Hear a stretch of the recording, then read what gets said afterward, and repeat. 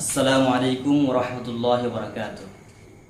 আপনাদেরকে স্বাগতম জানাই ধারাবাহিক সিরিজ ইসলামী শরীয়তের পূর্ণ রূপরেখা এর চতুর্থ পর্বে। আজকের পর্বে আমরা জানব ইবাদতের প্রধান শর্ত তহারত সম্পর্কে। তহারত অর্থ পবিত্রতা, পরিচ্ছন্নতা।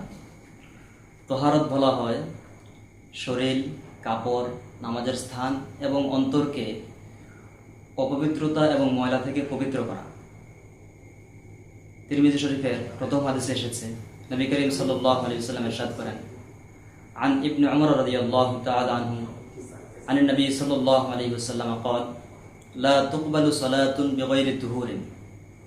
পবিত্রতা ব্যতীত কোনো নামাজ কবুল হয় না।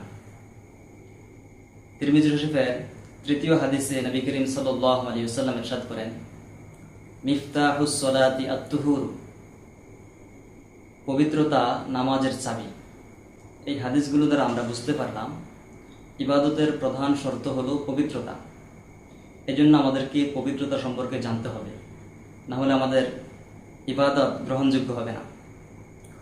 পবিত্রতা দুই প্রকার। একটি হলো বাহ্যিক পবিত্রতা, যেমন ওযু, গোসল, তায়াম্মুম। আরও একটি হলো অভ্যন্তরীণ পবিত্রতা, সেটি হলো অন্তরকে লৌকিকতা, রিয়া এবং হিংসা থেকে পবিত্র করা। এই দুই ধরনের পবিত্রতা ছাড়া আমল আল্লাহ তাআলার কাছে কবুল হবে না। বাহ্যিক পবিত্রতা অর্জনের মাধ্যম তিনটি: ওযু, গোসল, তায়াম্মুম।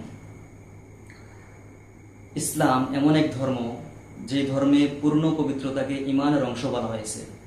নবী করিম সাল্লাল্লাহু আলাইহি ওয়াসাল্লাম বলেন, আত-তুহুরু শাতরুল ঈমান। পবিত্রতা ঈমানের অঙ্গ। আর যারা পবিত্র থাকে, পবিত্রতাকে পছন্দ করে, আল্লাহ রাব্বুল আলামিন তাদেরকে পছন্দ করেন। তো প্রিয় মুসলিম ভাইরা, আজকের পর্বে আমরা পবিত্রতা সম্পর্কে জানলাম। আগামী পর্বে আমরা জানব পবিত্রতা অর্জনের প্রথম ধাপ ওযু সম্পর্কে।